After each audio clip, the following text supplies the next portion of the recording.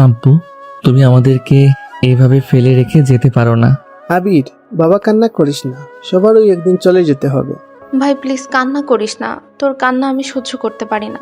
আমি মরে যাবো আপু, আমি বাঁচতে চাই না। না ভাই, তোর কিছু হয়ে গেলে আমার কি হবে? বাবার লাশের পাশে বসে কান্না করছিল আবির। তার পাশেই বসে আছে আরিশা। দুজনেই কান্না করছিল। রাতে ঘুমের মধ্যেই তার বাবা মারা গেছেন। ওদিকে তার আঙ্কেল মিস্টার রাকিব সাহেব বর্তমান এমপি। তিনি দাঁড়িয়ে আছেন পাশে তার মেয়ে আরোহী। দুজনের চোখেই জল। আরোহী এসে আরিশাকে জড়িয়ে ধরে কান্না করতে লাগলো, কিন্তু রাকিব সাহেব সেখানেই দাঁড়িয়ে আছে। তার চোখের জল কি সত্যি নাকি মিথ্যা সেটা বোঝা দেয়, কেননা তার অধিকাংশ এই কান্না মানুষকে মিথ্যা আশ্বাস দেওয়ার কান্না, যে আশ্বাস কখনোই পূর্ণতা পায় না। আবির বাবা মায়ের একমাত্র ছেলে। তার বড় একটা বোন আছে, নাম হলো আরিশা। তাদের মা 10 বছর আগেই মারা গেছেন, যখন আবিরের বয়স ছিল মাত্র 13 বছর। আজ 10 বছর পর তার বাবাও মারা গেছেন, তাও আবার রাতে ঘুমের মধ্যে। এই 10 বছরে কোনোদিন তার বাবা তাদের মায়ের অভাব বুঝতে পারেনি। আবির আরিশাকে জড়িয়ে ধরে কান্না করতে করতে বলে, আপু, বাবা আমাদেরকে কেন ছেড়ে চলে গেল? মা তো আম্মাকে ছেড়ে অনেক আগেই চলে গিয়েছিল। বাবাকে আঁকড়ে ধরে আমি বাঁচতে চেয়েছিলাম, কিন্তু বাবাও আমাকে ছেড়ে দিয়ে চলে গেল। আমি এখন কাকে নিয়ে বাঁচবো আপু? আরিশা তখন তার ভাইকে শক্ত করে জড়িয়ে ধরে বলে, ভাই আমি আছি তো, বাবা মা আমাদেরকে ছেড়ে চলে যায়নি, আমাদের উপর সবসময় তাদের নজর আছে। আমি আছি তোকে আগলে রাখার জন্য, তুই কখনো কষ্ট পাবি না ভাই। আরোহী তখন আবিরের পাশে এসে চুপচাপ বসে রইল। কি বলে সান্ত্বনা দিবে সে? আবিরের বাবার দাফনের ব্যবস্থা করা হলো। আরিশা নিজের বাবার মুখটা শেষবার দেখে চিৎকার করে কান্না করে উঠল। এবার আবির নির্বাক হয়ে শুধু তার বাবার লাশের দিকে তাকিয়েছিল। এরপর তার বাবাকে জানাজা পড়িয়ে দাফন করা হয়। আবির নিজ হাতে তার বাবার কবরের মাটি দিয়ে আসে। এভাবে দেখতে দেখতে 1 সপ্তাহ কেটে যায়। এই 1 সপ্তাহে বাবার অভাব ঠিকই বুঝতে পেরেছে আরিশা আর আবির। কিছুদিন যেতে না যেতেই নিজেদের আঙ্কেল আন্টির ব্যবহারও তাদের কাছে অদ্ভুত লাগতে শুরু করলো।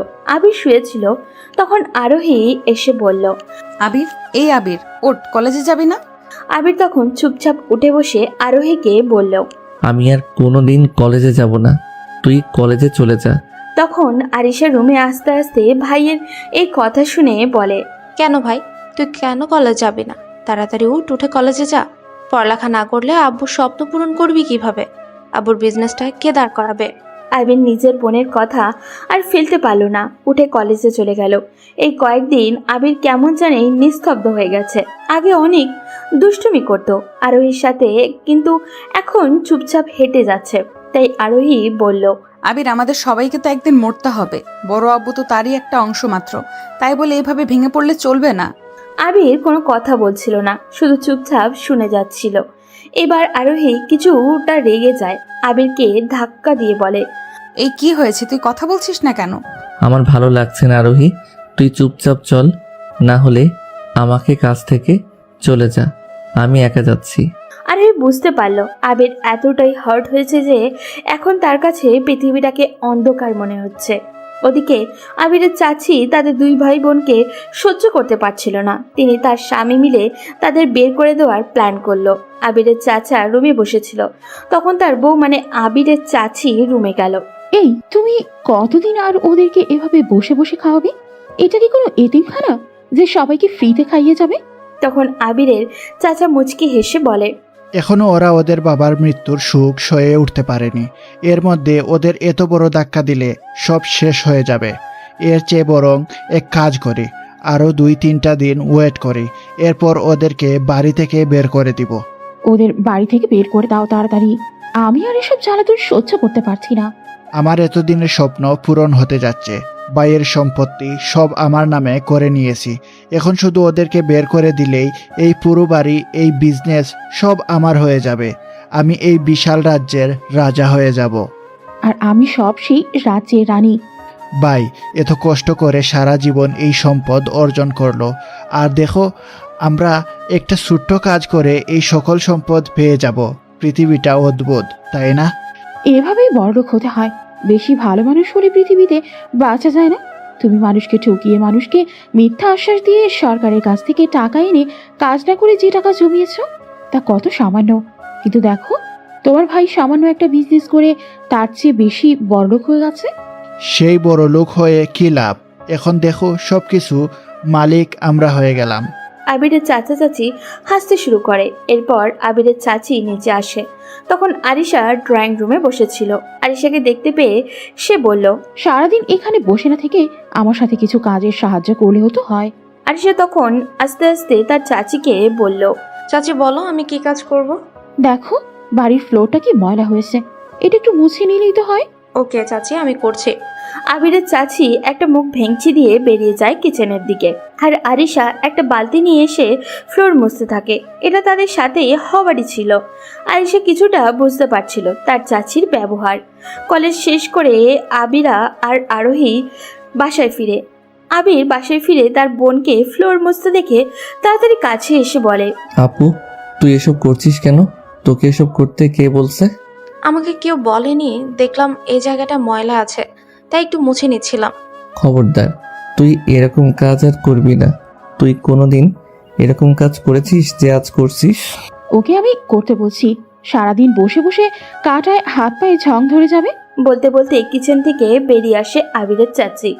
আবির তখন রাগী সুরে তার চাচিকে বলে, আমি যেন আর কোনোদিন আমার বোনকে দিয়ে কোনো কাজ করাতে না দেখি, না হলে খুব খারাপ হয়ে যাবে। আবিরের চাচি আবিরের কথায় ভীষণ রেগে যায়। রেগে গিয়ে আবিরকে একটা থাপ্পড় দিয়ে বলে, বাবা আদর দিয়ে দিয়ে বেশি বেয়াদব করে দিয়েছে, তাই না? আবির গায়ে হাত দিয়ে দাঁড়িয়ে থাকে। জীবনে কোনোদিন তার বাবা তার গায়ে হাত তোলেনি। আজ বাবা মারা যাওয়ার পর 1 সপ্তাহ পার হলো না তার চাচি তাকে মারলো। আবির আর কোনো কথা না বলে নিচের রুমে চলে গেল। তখন আবিরের চাচি মুখ ভেঙচি দিয়ে আরিশাকে বলে, ভাইরা কিন্তু একটু আদব কায়দা শেখালেও পারো। কিরকম বেয়াদব হয়েছে দেখেছো? তাড়াতাড়ি কাজ শেষ করো, আরো অনেক কাজ বাকি আছে। আর সে তখন চুপচাপ সব কাজ করছিল। ওদিকে আবির রুমে বসে নীরবে কান্না করছিল। বিকেলে আবিরের চাচা আসলো। আবিরের নামে তার কাছে বিচার দেয় তার চাচি। চাচা তখন আবিরকে অনেক বকাবকি করেছে। আবির সারাদিনে একটা বারও রুম থেকে বের হয়নি। রাতে সকল কাজকর্ম শেষে আরিশা ভাইয়ের জন্য খাবার নিয়ে রুমে যায়। গিয়ে দেখে আবির বাবা মায়ের ছবি জড়িয়ে ধরে শুয়ে আছে, হয়তো ঘুমিয়ে গেছে। আরিশা ভাইয়ের কাছে গিয়ে বসলো। আরিশা আবিরের মাথায় হাত বোলাতে লাগলো। আবির জেগে গেল, দেখলো আরিশার চোখে জল। আবির উঠে তার বোনকে জড়িয়ে ধরলো।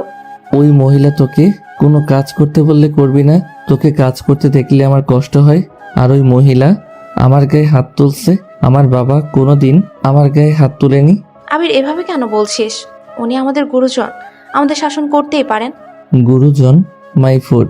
হয়েছে, এখন ফ্রেশ হয়ে আয়, খাবার আনছি, খেয়ে নিবি। আমার ভালো লাগছে না, তুই খেয়ে নে।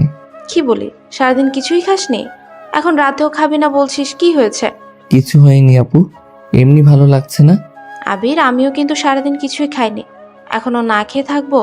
আবির কোনো কথা না বলল না, ফ্রেশ হতে চলে গেল। এসে বসে পড়ল খেতে।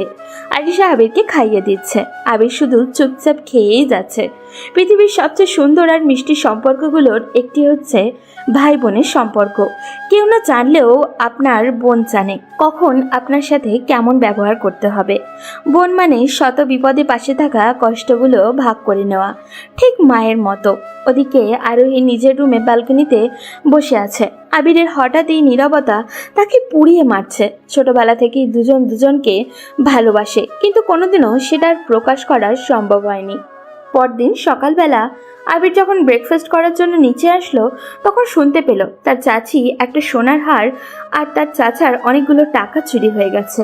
আবিরের চাচি জোরে জোরে বলছে, সারা জীবন এই বাড়িতে কোনো চুরি ডাকাতি হয়নি, হঠাৎ করে কোন চোরের আগমন ঘটলো এই বাড়িতে? সবাই তখন পাগলের মতো সোনার হার আর টাকাগুলো খুঁজছিল। তখন আবিরের চাচি বলল, চলো আবির আর আরিশার রুমগুলো চেক করে আসি। এটা শোনার পর আবিরের পায়ের নিচ থেকে মাটি সরে গেল। শেষ পর্যন্ত তার চাচি তাকে সন্দেহ করলো, তাও আবার চুরির মতো একটা জঘন্য একটা বিষয়ে।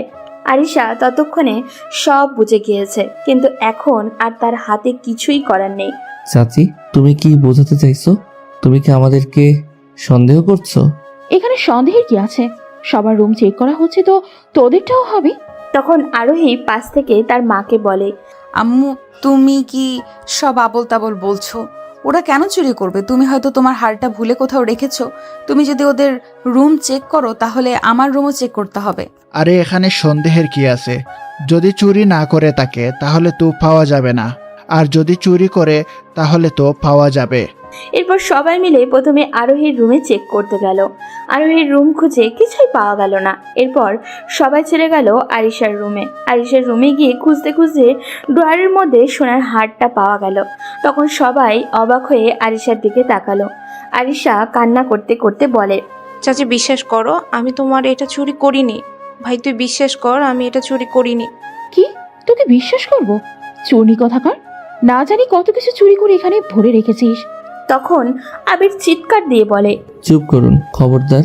আমার বোনের ব্যাপারে আর কোনো বাজে কথা বললে আমি সবাইকে এখানেই জ্যান্ত পুঁতে দেব। বোন, আমি বিশ্বাস করি তুই এটা করতে পারিস না। চোরের মায়ের আবার বড় গলা।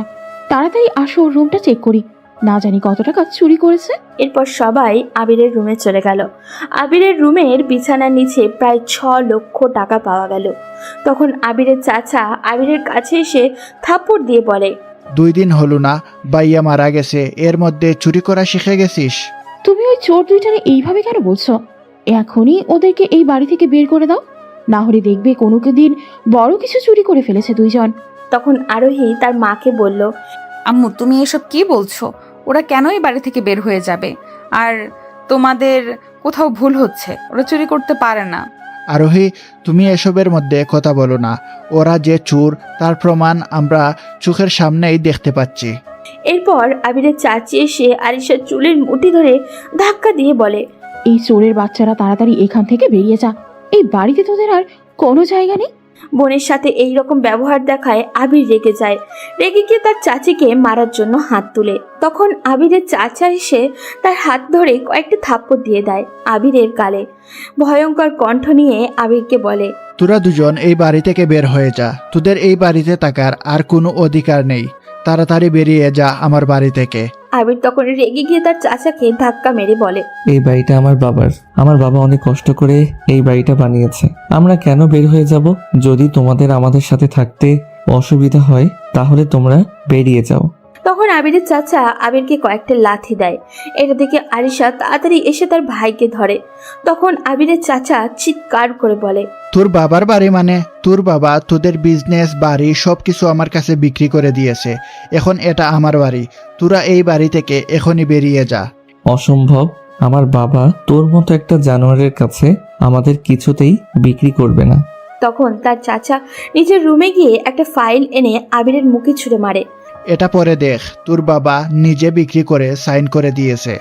আবির ফাইলটা নিয়ে খুলে দেখলো এতে তার বাবার সাইন আছে। আবির কি করবে বুঝে উঠতে পারছিল না। তখন আরিশা এসে আবিরের হাত থেকে ফাইলটা নিয়ে দেখলো। সেও হতবাক হয়ে গেছে এটা দেখে। তখন তার কি করবে? সত্যি কি তাদের বাবা সব বিক্রি করে দিয়েছে, নাকি সব সাজানো প্ল্যান? এর মধ্যেই আবিরের চাচা এসে তাকে ধাক্কা দিয়ে বলে, কি হয়েছে চুরের বাচ্চারা? এখনো এখানে দাঁড়িয়ে কি দেখছিস? তাড়াতাড়ি আমার বাড়ি থেকে বেরিয়ে যা, আর এক মুহূর্ত এখানে দাঁড়ালে গাড় ধাক্কা দিয়ে বের করে দেব। আবির তখন রেগে এগিয়ে যাবে, তার আগেই আরিশা তখন আবিরকে ধরে বাড়ি থেকে বের হয়ে যায়। কিন্তু কোথায় যাবে তারা? তেমন কোনো আত্মীয় স্বজন নেই যারা তাদেরকে একটু আশ্রয় দিতে পারে। আবির তো প্রায় বেহুশি হয়ে যাচ্ছিল, কিন্তু আরিশা শক্ত হয়ে তার ভাইকে সান্ত্বনা দিতে থাকে। আরিশা ফোন বের করে তার বান্ধবী রিয়াকে কল করে। রিয়া আরিশার কল থেকে তাড়াতাড়ি ফোন করে ধরে বলে, আরে দোস্ত, তুই এতদিন পর কি মনে করে? দোস্ত, অনেক বড় একটা বিপদে পড়েছে, তুই প্লিজ আমাদেরকে একটু হেল্প কর। কি বলিস? তোরা বিপদে পড়েছিস মানে? কোথায় তোরা? দোস্ত, এখন একবার কলেজের এখানে আসতে পারবি? তুই 5 মিনিট ওয়েট কর, আমি এখনই আসছি। সঙ্গে সঙ্গে রিয়া তাদের গাড়ি নিয়ে বেরিয়ে পড়ে। কলেজের কাছে আসতেই আরিশা আর আবিরকে দেখতে পায়। আবির কোনো কথা বলছে না, শুধু চুপচাপ দাঁড়িয়েছিল। তখন আরিশা রিয়াকে সব কিছু বলে। রিয়া পুরো ঘটনা শুনে অবাকের চরম পর্যায়ে পৌঁছে যায়। ও মাই গড, তোদের সাথে এত কিছু হয়ে গেছে, এখন তোরা কি করবি? কিছু করার নেই দোস্ত, এভাবে রাস্তায় রাস্তায় ঘুরবো। বলিস কি দোস্ত? আমার বাসা তো ফাঁকা, আব্বু আম্মু সবাই লন্ডনে থাকে, আমি একা বাসায় আছি, তোরা আমার বাসায় আয়। না দোস্ত, আমরা গিয়ে তোকে ঝামেলায় ফেলতে চাই না। আরে কিসের ঝামেলা, চল তো। আর আমি থাকতে তুই রাস্তায় ঘুরবি, এটা হতেই পারে না। বলে রিয়া আরিশার কথা আবিরকে টানতে টানতে নিজের বাসায় নিয়ে আসে। ওদিকে আবির আর আরিশা বেরিয়ে যাওয়ায় আরোহী কান্না করতে থাকে। আরোহীর মা আরোহীর কাছে গিয়ে বিরক্ত হয়ে বলে, আরোহী, তুই কান্না করছিস কেন? এখন তুই হলি এই বিশাল সাম্রাজ্যের রাজকন্যা, তুই একাই এখানে রাজত্ব করবি। আমার এসব কিছুই লাগবে না।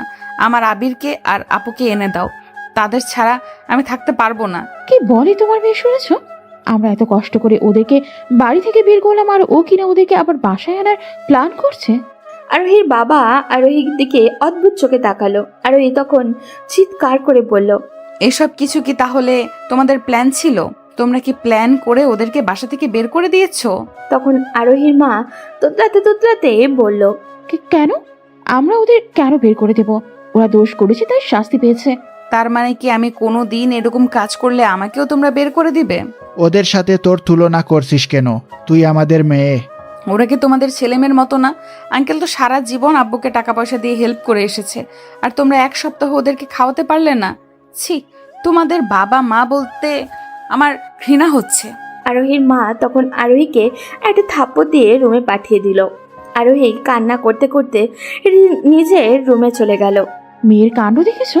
আমরা এত কষ্ট করে এত প্ল্যান করে ওদেরকে বাসা থেকে বের করলাম, তোমার আদরে আরোহী এইরকম হয়েছে।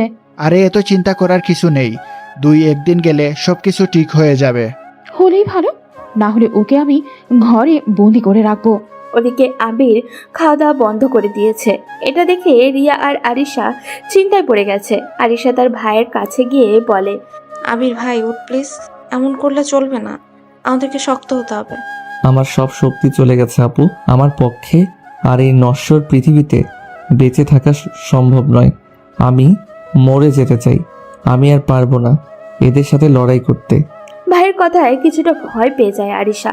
তাড়াতাড়ি গিয়ে আবিরকে জড়িয়ে ধরে বলে, আমার মনে হয় আঙ্কেল কোনো ফন্দি করে বাবার কাছ থেকে সব সম্পত্তি হাতিয়ে নিয়েছে, না হলে বাবা কখনোই ওই লোকটার কাছে আমাদের সকল সম্পত্তি বিক্রি করতো না, তাও আবার আমাদেরকে কাউকে না জানিয়ে।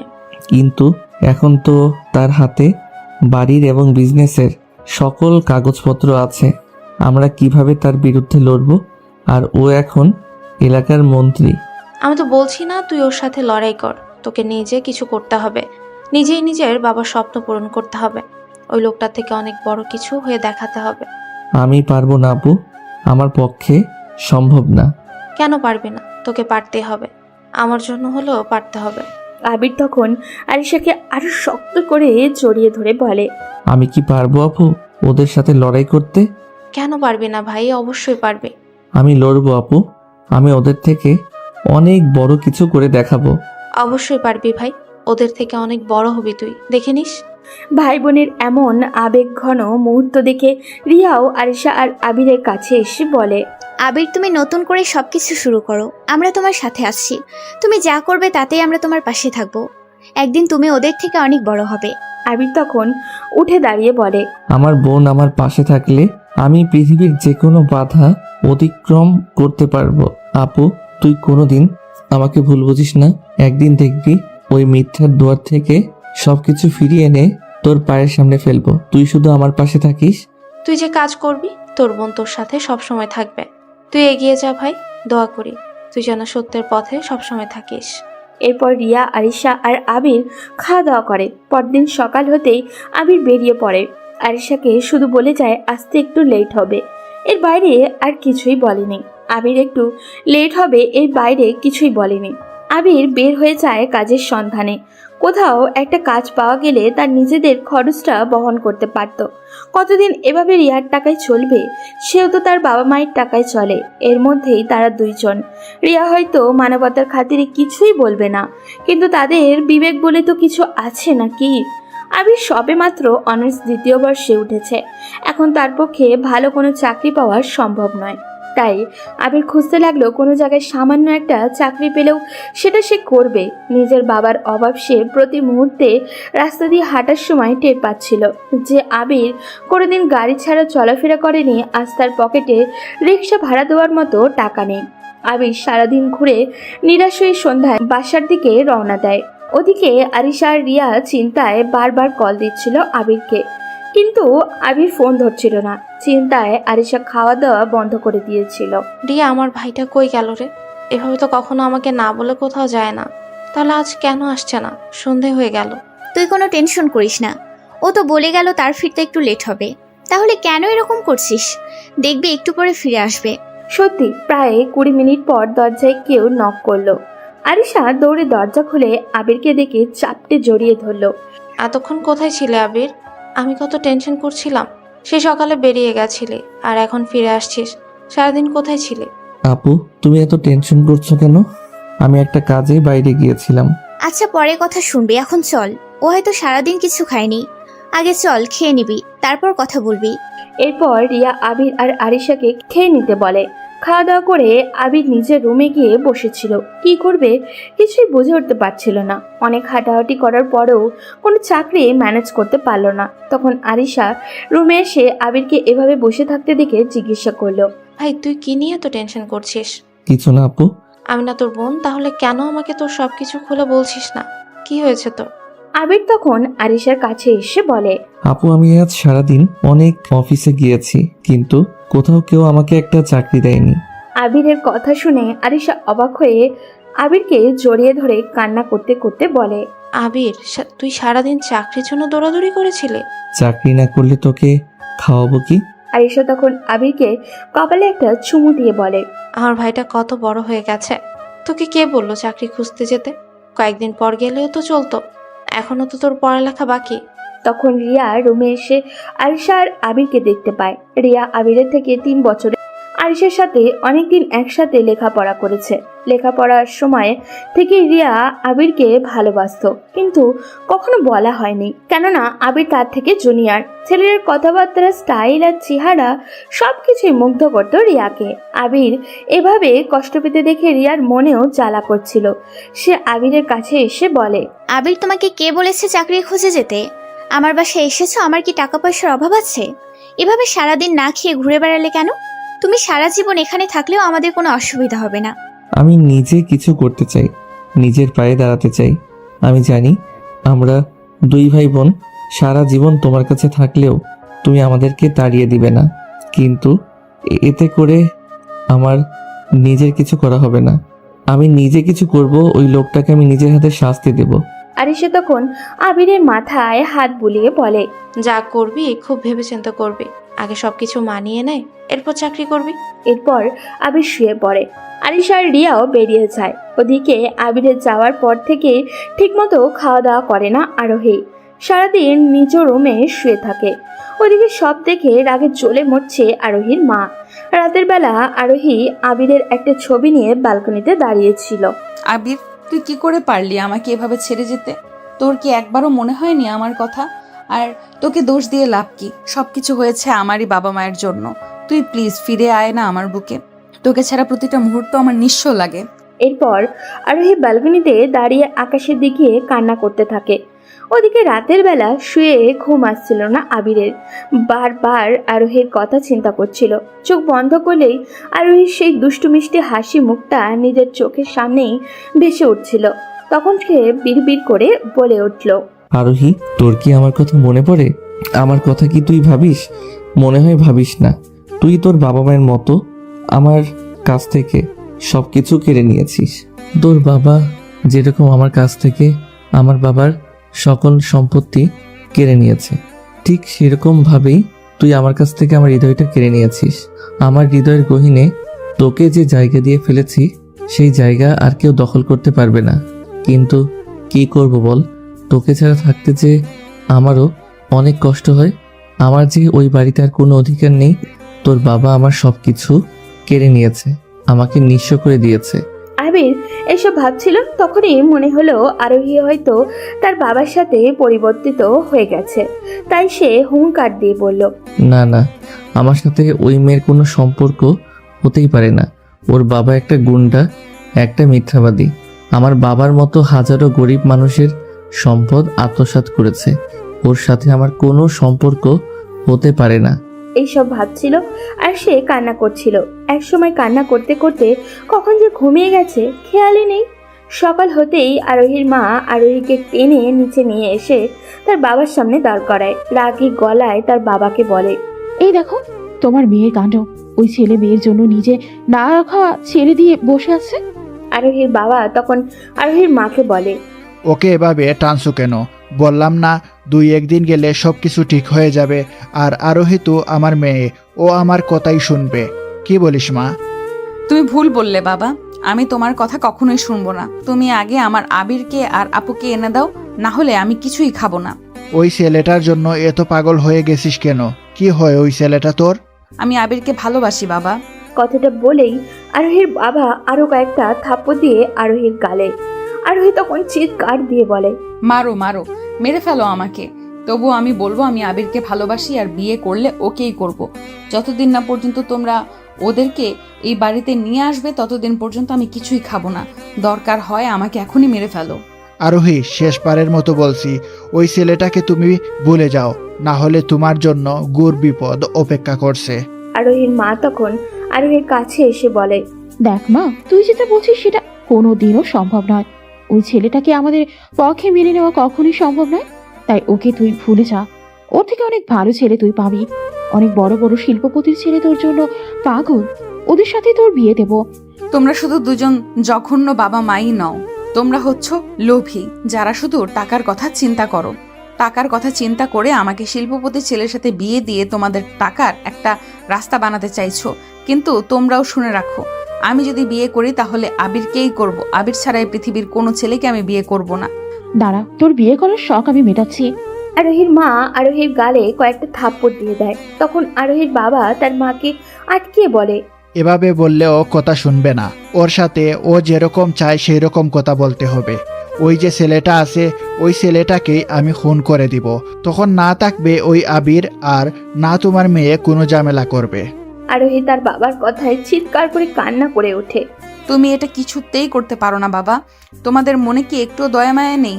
যার দয়ায় তোমরা এত দূর আসলে, তার সকল সম্পত্তি কেড়ে নিয়ে তার ছেলে মেয়েকে বাসা থেকে তাড়িয়ে দিয়ে তবুও তোমরা শান্ত হওনি। এখন তুমি ওদেরকে খুন করে সবকিছু শেষ করে দিতে চাইছো। এত জঘন্য মানুষের ঘরে আমি কিভাবে জন্ম নিলাম? আমার তো এই পরিবারের মেয়ে বলতে ঘৃণা হচ্ছে। আরোহীর বাবা তখন চিৎকার করে হাসতে হাসতে বলে, আমি এরকমই ভয়ঙ্কর। যদি তুই ওই আবিরকে ভুলে না যাস, তাহলে আমার আরো ভয়ঙ্কর রূপটা তুই দেখতে পাবি। তখন বুঝবি এই রাকিব চৌধুরী কি জিনিস। আরোহী তখন তার বাবার পায়ে ধরে বলে, বাবা, আমি তোমার পায়ে ধরছি, তুমি প্লিজ আবিরের কিছু করো না। ওকে ছাড়া আমি বাঁচতে পারবো না বাবা। ওর কিছু হলে আমি নিজেকে ক্ষমা করতে পারবো না। তুমি যা বলবে আমি তাই করব, তবু তুমি প্লিজ আবিরকে কিছু করো না। দেখছো আরোহীর মা, ওকে বুঝিয়ে কোনো লাভ হয়নি। যখনই আসল ডোজ দিলাম, দেখছো কিরকম সোজা হয়ে গেছে। আরোহীর বাবা মা তখন হাসতে থাকে নিজের মেয়ের অবস্থা দেখে। তুই যদি আমাদের কথা না শুনিস, তাহলে ওই ছেলেকে আমি খুন করব। এখন যা বলছি মনোযোগ দিয়ে শুন। ঠিকমতো খাওয়া দাওয়া করবি। আর আমি আমার এক শিল্পপতি বন্ধুর ছেলের সাথে তোর বিয়ে ঠিক করেছি। ওর সাথেই তোর বিয়ে হবে। আরোহীর বাবা হুঙ্কার দিয়ে হাসতে থাকে। ওদিকে আরোহী মনে মনে ঠিক করেই নিয়েছে, যেই দিন তাকে আবির ব্যতীত অন্য কোনো ছেলের সাথে বিয়ে দেওয়া হবে, সেই দিনই সে আত্মহত্যা করবে। আরোহী তখন তার বাবার কথা মতো ব্রেকফাস্ট করে ওপরে চলে যায়। গিয়ে রুমে গিয়ে চিৎকার করে কান্না করতে থাকে। ওদিকে সকাল থেকেই আবিরের মাথায় নানান চিন্তা এসে ভর করছে। আবির কি করবে বুঝে উঠতে পারছিল না। চাকরির বদলে যদি ব্যবসা করতে চায় তাহলে তো অনেকটা টাকার পুঁজির প্রয়োজন, কিন্তু তার কাছে একটা কানা করিও নেই। তখন আরিশা আবিরের রুমে আসলো। কিরে ভাই, ব্রেকফাস্ট করবি না? তাড়াতাড়ি নিচে আয়, নাস্তা করবি। আপু, আমি আর চাকরি করব না, আমাকে ব্যবসা করতে হবে। তা তো খুব ভালো কথা, ব্যবসা শুরু কর। তার জন্য তো অনেক টাকা পুঁজির প্রয়োজন, কিন্তু আমাদের কাছে তো টাকা নেই। টাকার কথা আরিশার মাথায় ছিল না। টাকার কথা শুনে তার মুখটা মলিন হয়ে গেল। তার কাছেও কোনো টাকা নেই, তাহলে কিভাবে ব্যবসা শুরু করবে আবির? আরিশা নিজের গলায় হাত দিয়ে দেখলো তার বাবার দেওয়া বেশ দামি একটা চেইন আছে, যেটা বিক্রি করলে ভালো পরিমাণ টাকা পাওয়া যাবে, যা দিয়ে আবির ভালো মতোই ছোটোখাটো একটা ব্যবসা শুরু করতে পারবে। তখন আরিশা আবিরকে সান্ত্বনা দিয়ে বলে, ভাই তুই কোনো চিন্তা করিস না, টাকার ব্যবস্থা হয়ে যাবে। তুই তুই শুধু চিন্তা কর কি ব্যবসা করবি। কিন্তু তুই এত টাকা কিভাবে ম্যানেজ করবি? সেটা নিয়ে তোকে ভাবতে হবে না, তুই শুধু মনোযোগ দিয়ে ব্যবসা কর। এখন চল নিচে আয়, ব্রেকফাস্ট করবি। আবির আর কোনো কথা না বলে নিচে চলে গেল ব্রেকফাস্ট করতে। ব্রেকফাস্ট করে আবার উপরে আসলো। আরিশা তখন রিয়াকে ডেকে বলল, আজকে একবার বাইরে যেতে হবে দোস্ত। কেন, কি হয়েছে? আসলে দোস্ত একটু জুয়েলারি দোকানে যেতে হবে, আমার গলার চেনটা বিক্রি করে দিব। আমি ব্যবসা করতে চাইছি, কিন্তু ব্যবসা শুরু করতে হলে তো অনেক টাকার প্রয়োজন। তোর মাথা ঠিক আছে? তুই কি বলতে চাচ্ছিস? এটা আঙ্কেল তোকে কত শখ করে এনে দিয়েছিল, আর তুই সেটা বিক্রি করে দিবি? টাকা দরকার হলে আমি দেব। না দোস্ত, এটা হয় না। আর আবিরও তোর দেয়া টাকা নিবে না। এর চেয়ে ভালো চল এটা বিক্রি করে দিই। আচ্ছা, তুই যখন এটা বিক্রি করবি তাহলে আমার কাছে বিক্রি করে দে। এটার বিনিময়ে আমি তোকে টাকা দিয়ে দিচ্ছি। তুই যেদিন টাকা ফিরিয়ে দিবি সেদিন এটা ফেরত দিয়ে দেব। আরিশা গিয়ে রিয়াকে জড়িয়ে ধরে বলে, তুই সত্যি আমার বেস্ট ফ্রেন্ড রে। হয়েছে, আর ঢং করতে হবে না, এখন চল। এরপর রিয়া গিয়ে তার ড্রয়ার থেকে 5 লক্ষ টাকা এনে আরিশাকে দেয়। আরিশা তখন তার গলার চেনটা খুলে রিয়াকে দিতে গেলে রিয়া আটকে দেয়। এই, কি করছিস? তোর গলার চেনটা খুলছিস কেন? এটা তো তোর এখন। এটা আমার, কিন্তু এটা আমি আমার বান্ধবীকে দিয়েছি পরার জন্য। না না দোস্ত, এটা তুই কিনে নিয়েছিস, তুই নিয়ে যা। বললাম না তোর কাছে রাখ। কলেজ লাইফে মনে নেই তোর কত জিনিস এনে আমি দিনের পর দিন রাখছি? যেদিন আবির সব টাকা পরিশোধ করে দেবে সেদিন এটা তোর হয়ে যাবে। এর আগে তুই ফ্রেন্ড হিসেবে এটা তোর কাছে রাখ। আর তোর গলায় চেন না দেখলে আবির অনেক কষ্ট পাবে। আরিশা তখন রিয়াকে জড়িয়ে ধরে বলে, দোস্ত তুই আমাদের জন্য এত করছিস, কিন্তু আমরা তোর জন্য কিছুই করতে পারছি না। তোর এই ঋণ আমি কিভাবে শোধ করব? যেদিন আবির অনেক টাকা ইনকাম করবে সেদিন তোর কাছে আমি বড় কিছু একটা চাইবো। সেদিন কিন্তু না করতে পারবি না। তুই কি এমন চাইবি? তোর জন্য নিজের জীবন দিতেও আমি দ্বিধা করব না। রিয়া মনে মনে ভাবতে থাকে, আমি তো চাইবো তোর এই ভাইটাকে সারা জীবনের জন্য আমার করে নিতে। তুই কি দিবি আমাকে তোর ভাইটাকে সারা জীবনের জন্য? দোস্ত কি এত ভাবছিস? আরে কিছু না, এমনি বললাম। এখন তুই যা, গিয়ে এই টাকাটা আবিরকে দে। এরপর আরিশা হাসি মুখে আবিরের কাছে যায়, গিয়ে আবিরকে টাকাটা দেয়। আবির তখন টাকাটা হাতে নিয়ে আরিশাকে জিজ্ঞাসা করে, আপু, তুই এত টাকা কোথায় পেলি? কেন, রিয়া দিয়েছে। তুই কেন ওনার কাছ থেকে টাকাগুলো আনতে গেলি? উনি আমাদের জন্য এত কিছু করেছে, এটাই তো অনেক। আমি আনতে চাইনি রে, ও জোর করে দিয়েছে। তুই এই টাকাটা ফিরিয়ে দিয়ে আয়। কে আমার টাকা ফিরিয়ে দিবে? খুন করে দিব তাকে। রুমে ঢুকতে ঢুকতে কথাটা বলল রিয়া। আবির নীরব হয়ে দাঁড়িয়েছিল। তখন রিয়া বলল, এই টাকাটা আমি এমনি এমনি দেইনি। যেদিন তুমি অনেক টাকা ইনকাম করবে সেদিন আমার টাকাটা ফিরিয়ে দিতে হবে। আমি আমার রক্ত বিক্রি করে হলেও তোমার টাকা পরিশোধ করব আপু। বলে আবির রিয়াকে জড়িয়ে ধরে। রিয়া যেন বিদ্যুতের শক খেল। এই প্রথম তার প্রিয় মানুষটা তাকে জড়িয়ে ধরল। রিয়া বিমোহিত হয়ে আবিরের স্পর্শ অনুভব করছিল। তখন আবির রিয়াকে ছেড়ে দিয়ে সোফায় বসে বলে, আচ্ছা আপু, আমি কি ব্যবসা করব? এই ছেলে বলে কি? এতক্ষণ বললো ব্যবসা করবে, এখন কি ব্যবসা করবে সেটাও আমাদেরকে বলে দিতে হবে?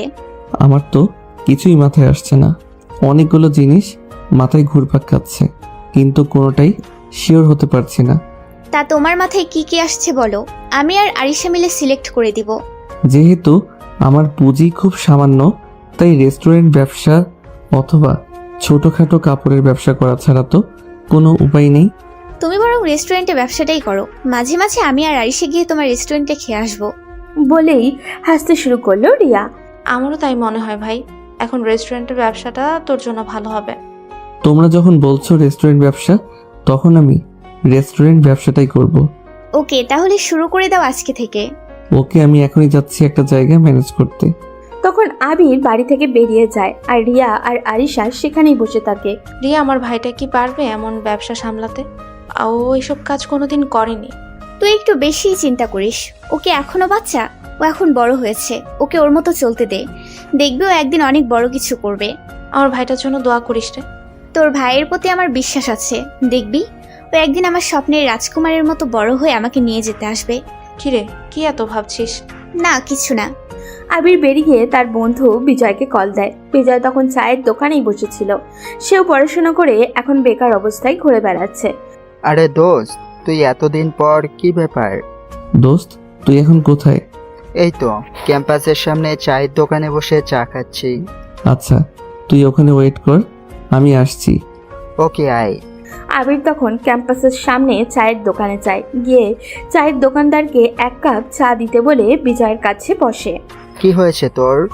আবির তখন তার সাথে ঘটে যাওয়া সব ঘটনা খুলে বলে বিজয়কে। বিজয় অবাক হয়ে শুধু আবিরের কথাগুলো শুনছিল। ও মাই গড, তোর সাথে এত কিছু হয়ে গেছে আর আমরা কিছুই জানতে পারলাম না। আচ্ছা এসব বাদ দে, এখন আমি একটা কাজ শুরু করব, তুই একটা দোকানের ব্যবস্থা করে দিতে পারবি? কি করবি তুই? কিছু টাকা আছে, এগুলো দিয়ে ছোটখাটো একটা রেস্টুরেন্ট দেব। আচ্ছা, আমার বাবার একটা দোকান আছে, অনেক দিন থেকে বন্ধ, চল ওইটাতেই শুরু করি, এতে করে দোকানের ভাড়াটাও বেঁচে যাবে। ওকে দোস্ত, তাহলে তো খুব ভালো হয়, কিন্তু আঙ্কেল কি রাজি হবে? ওসব নিয়ে তুই চিন্তা করিস না, বাবা তো এক পায়ে রাজি।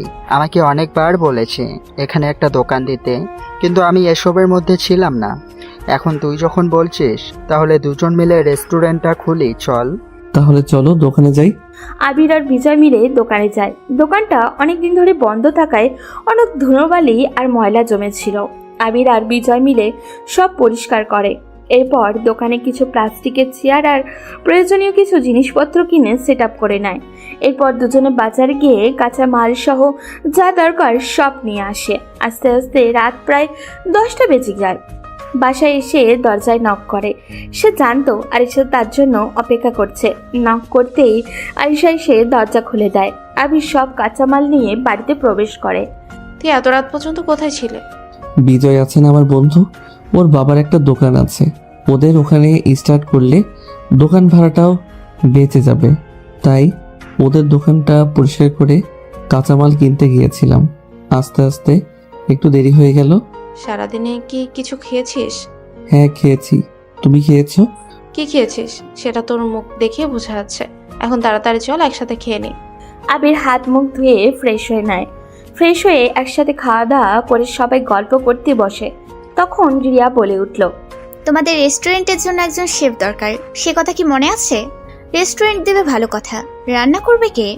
আবির তখন হতবাক হয়ে বলল, ও মাই গড, আমি তো একটা ভুলেই গেছি, সব কাঁচামাল কিনে আনলাম কিন্তু শেফ ঠিক করলাম না। শেফের দরকার নেই, প্রথম কয়দিন আমি রান্না করে দিব।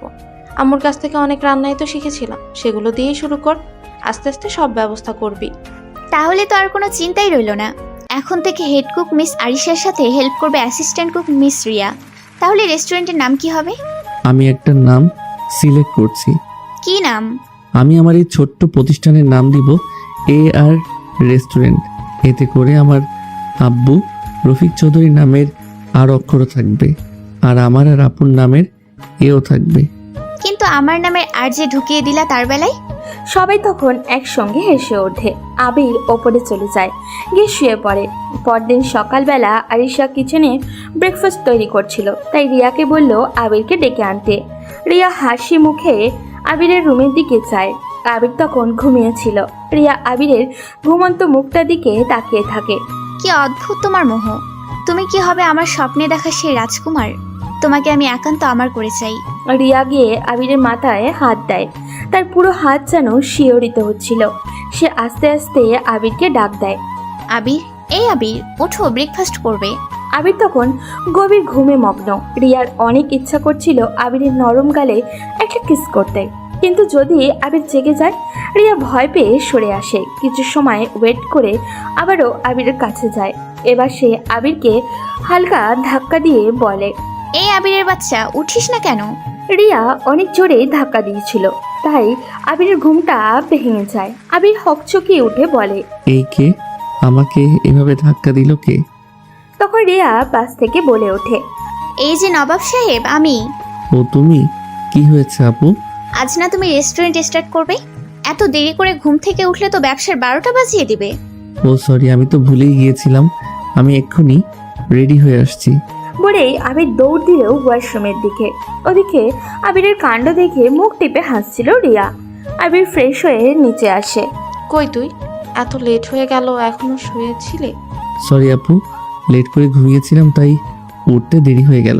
তুই এক কাজ কর, তাড়াতাড়ি তোর বন্ধু বিজয়কে কল দিয়ে ওখানে আসতে বল, আমি রান্না শুরু করছি, এর মধ্যে তুই ব্রেকফাস্ট করে নে। আবির বিজয়কে কল করে আসতে বলে, ব্রেকফাস্ট করে নেয়। ওদিকে রিয়া আর আরিশা মিলে রান্না চাপিয়ে দিয়েছে। তারা যখন রান্না করছিল তখন আবির আর বিজয় হেল্প করছিল। আরিশা অনেক প্রকার রান্নার পাশাপাশি নিজের মায়ের কাছ থেকে শেখা স্পেশাল মিষ্টিটাও বানায়। এরপর বিজয় আর আবির মিলে এগুলো নিয়ে নিজেদের দোকানে চলে যায়। সেখানে গিয়ে দোকান শুরু করে। কিছুক্ষণ পর সেখানে গাড়ি নিয়ে রিয়া আর আরিশাও আসে। রিয়া গিয়ে আবিরকে বলে, কি মিস্টার, ব্যবসা বাণিজ্য কেমন চলছে? এখনো তেমন হয়নি, তবে হবে ইনশাল্লাহ। আচ্ছা, তাহলে আমাদের খাবার দাও, খেয়ে দেখি তোমার রেস্টুরেন্টের খাবারের স্বাদ কেমন। আবির কিছুটা হেসে বিজয়কে বলে ওদের খাবার দিতে। এরপর রিয়া আর আরিশা খাওয়া দাওয়া করে বিল দিতে চায়। তখন আবির বলে, আরে আপু, আপনি কেন টাকা দিতে যাচ্ছেন?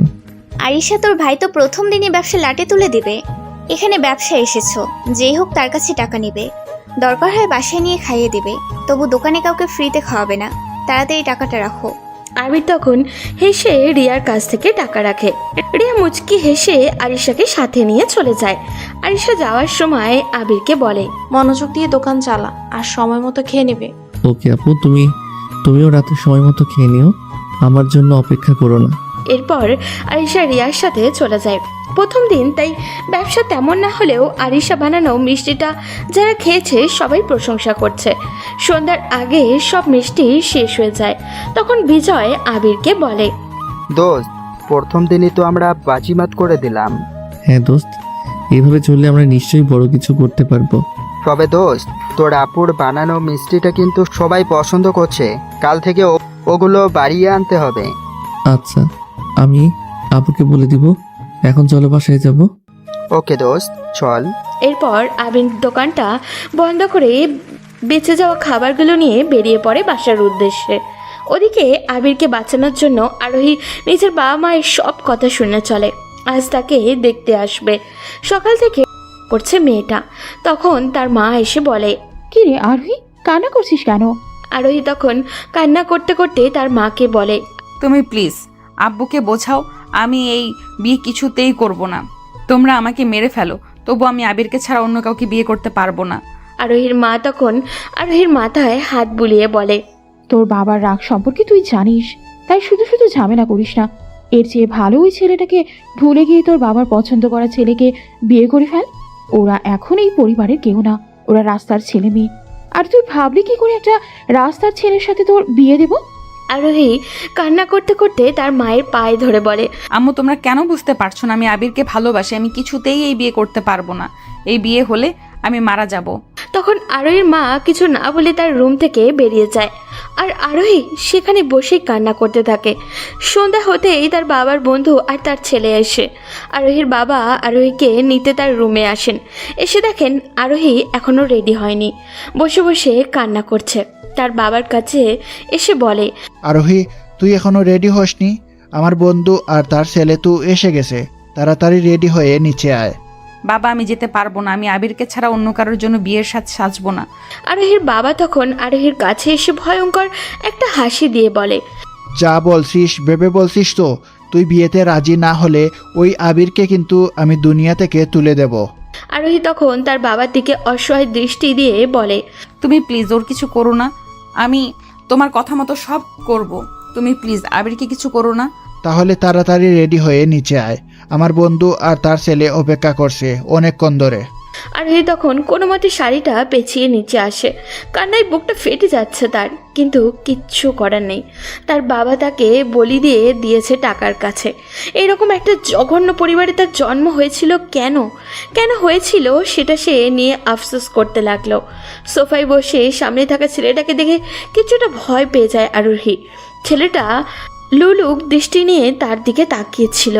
আরোহী কিছুক্ষণ সেখানে বসে উপরে চলে আসে। ওদিকে দোকান থেকে বাসায় ফিরতেই আরিশা এগিয়ে গিয়ে আবিরকে জিজ্ঞাসা করলো, বেচাকেনা কেমন হলো আবির? আলহামদুলিল্লাহ, খুব ভালো হয়েছে আপু। সন্ধ্যার সাথে সাথে তোমার বানানো মিষ্টিটা শেষ হয়ে গেছে। সবাই এটা অনেক পছন্দ করেছে, কিন্তু খাবার কিছুটা রয়ে গেছে। কাল থেকে এগুলো কমিয়ে বেশি করে মিষ্টি বানাতে হবে। যাক, মনে কিছুটা শান্তি পেলাম তোর কথা শুনে। কাল থেকে আমি আরো বেশি করে মিষ্টি বানিয়ে দেব। এরপর আবির উপরে চলে যায় ফ্রেশ হতে। নিচে এসে খাওয়া দাওয়া করে ছাদে চলে যায়। আজ অমাবস্যার রাত। পৃথিবীটা পুরো অন্ধকার, ঠিক আবিরের জীবনের মতো। সে তার ছোটবেলার ভালোবাসাকে হারিয়েছে। আবির তখন একা একা দাঁড়িয়ে অন্ধকারে আরোহীকে অনুভব করছিল। আবিরকে ছাদে আসতে দেখে রিয়াও পেছন পেছন যায়। আবির চুপচাপ এক কোণে দাঁড়িয়ে আছে। রিয়া গিয়ে পেছনে দাঁড়ায়। আবির, মন খারাপ? হঠাৎ করেই কারোর কণ্ঠ শুনে কিছুটা ভয় পেয়ে পিছনে তাকায় আবির। তুমি এত রাতে এখানে কি করো আপু? এই প্রশ্ন তো আমারও। আমি তোমাকে আসতে দেখে আসলাম। তুমি এত রাতে এখানে কি করো? আমার অমাবস্যার রাত খুব ভালো লাগে, তাই এখানে এসে দাঁড়িয়ে আছি। তুমি তো আজব পাবলিক। মানুষ পূর্ণিমা পছন্দ করে, আর তুমি কিনা অমাবস্যা। আমার জীবনের বেশিরভাগ মুহূর্তই কাটে অমাবস্যার মতো অন্ধকারে, তাই আমি অন্ধকার ভালোবাসি। ও, তা জীবনে কখনো প্রেম করেছো তুমি? রিয়ার কথাটা কিছুটা চমকে যায় আবির। অদ্ভুত চাহনি নিয়ে প্রশ্ন করে। হঠাৎ এই প্রশ্ন কেন আপু? না, এমনি বললাম। কারোর সাথে প্রেম করো? প্রেম বলতে আমি একজনকে খুব ভালোবাসি, কিন্তু বলিনি কখনো। আবিরের কথায় রিয়ার মুখটা মলিন হয়ে যায়। আবির কাকে ভালোবাসে? কি হলো আপু? কিছু না, এত রাতে ছাদে থাকা ভালো না, নিচে আসো। এরপর রিয়া নিজের রুমে চলে যায়। রুমে গিয়ে চিৎকার করে কান্না শুরু করে। আবির, এটা তুমি কি করলে? তোমাকে আমি এত ভালোবাসলাম, আর তুমি অন্য একটা মেয়েকে ভালোবাসো? না, এটা কিছুতেই হতে পারে না। তোমাকে আমার হতেই হবে। এরপর রিয়া কান্না করতে করতে ঘুমিয়ে যায়। পরদিন সকালবেলা আরোহী উঠে ভার্সিটি যাওয়ার জন্য প্রস্তুত হচ্ছে। ওদিকে আবির আরিশার রান্না করা খাবারগুলো নিয়ে রেস্টুরেন্টে চলে যায়। কলেজ শেষ করে বাসায় ফিরছিল আরোহী। রাস্তা দিয়ে হাঁটার সময় প্রতি মুহূর্তে আবিরের অনুপস্থিতি টের পাচ্ছিল সে। রাস্তা দিয়ে আনমনে হাঁটছিল আর কান্না করছিল। দেখতে দেখতে আবিরের দোকানের সামনে চলে আসলো। এসে দোকানে আবিরকে বসে থাকতে দেখলো আরোহী। আরোহী দৌড়ে দোকানের ভিতরে গিয়ে আবিরকে জড়িয়ে ধরল। এতদিন পর আরোহীকে কাছে পেয়ে আবিরও নিস্তব্ধ হয়ে গেছে। তবে তার এই রকম হলে চলবে না, তাকে শক্ত হতে হবে। আবির আরোহীকে ছাড়িয়ে নিয়ে বলল, ম্যাম বলুন, কিভাবে আপনাকে সাহায্য করতে পারি? কি খাবেন অর্ডার করুন। আরোহী আবিরের এমন অপরিচিত কথাবার্তায় আরও কষ্ট পায়। কান্না করে আবিরকে বলে, আবির, তুই এসব কি বলছিস? প্লিজ এইসব করিস না। তোকে ছাড়া আমার এক মুহূর্ত ভালো লাগে না। নিজেকে শেষ করে দিতে ইচ্ছে করে। দেখুন ম্যাম, আমি আপনাকে চিনি না। এটা একটা রেস্টুরেন্ট।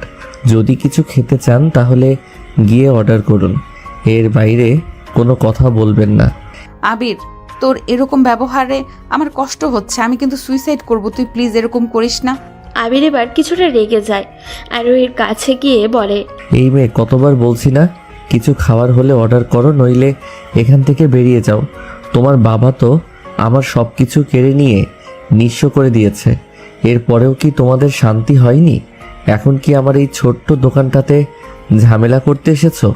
আবির, তুই এটা কি বলছিস? আমি কখনোই চাইনি তোরা ওই বাড়ি থেকে বেরিয়ে আসিস, কিন্তু ওই দুইটা জঘন্য মানুষ টাকার লোভে সবকিছু ধ্বংস করে দিয়েছে। এখন আমার জীবনটাও শেষ করে দিতে চাইছে। তুই প্লিজ বল আপু কোথায়? আমি আপুর সাথে দেখা করতে চাই। আব্বু যেখানে থাকুক তাতে তোমার কি?